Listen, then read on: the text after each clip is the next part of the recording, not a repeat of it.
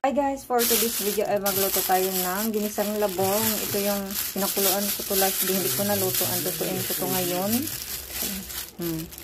Tapos, ito yung ingredients natin. May konting karni lang, luya pala at saka sili. Kasi gusto ni Lolo na medyo maanghang lang. Ito na guys, siniwa ko lang siya ng paganito.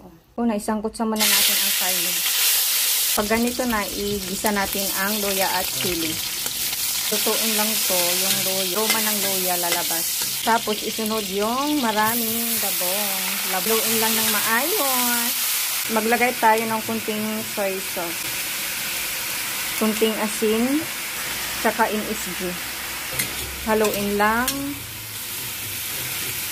Maglagay lang ako ng kunting tubig. Haluin again. Tapos pakuluan. Ito na siya guys. Ready to serve na. Luto na to kasi kunti na lang yung tubig, tapos nanuot na talaga yung